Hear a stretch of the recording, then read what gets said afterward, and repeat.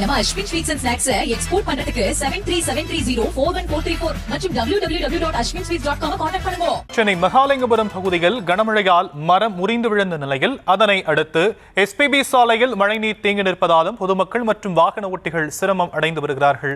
இது பற்றிய விவரங்களை நம்முடைய செய்தியாளர் ராஜேஷ் வழங்க நாம் கேட்கலாம். ராஜேஷ், இந்த மரம் எப்போ முறிந்து விழுந்தது? இதை வெட்டி அகற்றும் பணிகள் தொடங்கப்பட்டிருக்கா? விவரங்கள். பகுதியிலே சாலையிலே ஒரு பெரிய மரம் முறிந்து விழுந்து கிடக்கிறது. இதனால் அப்பகுதி வழியாக அந்த சாலை வழியாக செல்லக்கூடியவர்களுக்கு சிரமம் ஏற்பட்டிருக்கிறது. அதிகாலை நேரத்திலே இந்த மரம் வேரோடு பெயர்ந்து கீழே விழுந்ததாக அக்கம் பக்கம் வீட்டார் சொல்கிறார்கள். இந்த மரக்கிளையை உடனடியாக வெட்டி அப்புறப்படுத்த மாநகராட்சி ஊழியர்கள் நடவடிக்கை எடுக்க வேண்டும் என்றும் கேட்டிருக்கிறார்கள்.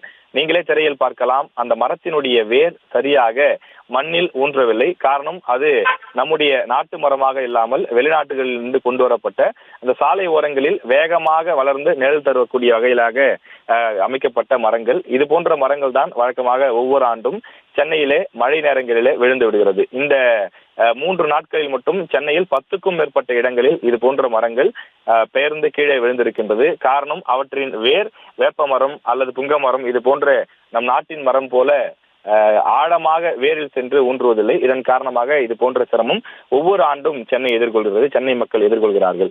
இது ஒரு புறம் இருக்க, இங்கிருந்து சில தெருக்கள் தாண்டி இருக்கக்கூடிய பாடகர் எஸ்பிபி அவர்கள் வீடு அமைந்திருக்கக்கூடிய எஸ்பிபி சாலை, சமீபத்தில் தான் அந்த சாலைக்கு அந்த பெயர் வைக்கப்பட்டது. அந்த சாலையிலும் முழங்கால் அளவுக்கு தண்ணீர் தேங்கி இருக்கிறது. அதற்கு அருகில் இருக்கக்கூடிய சாலையிலும் அதே போன்ற நிலைதான் இருக்கிறது. இதனால் அலுவலகங்களுக்கு செல்லக்கூடியவர்கள், தங்களுடைய அத்தியாவசிய பொருட்களை வாங்க செல்லக்கூடியவர்கள் ஆகியோர் கடும் சிரமத்திற்கு ஆளாகி இருக்கிறார்கள்.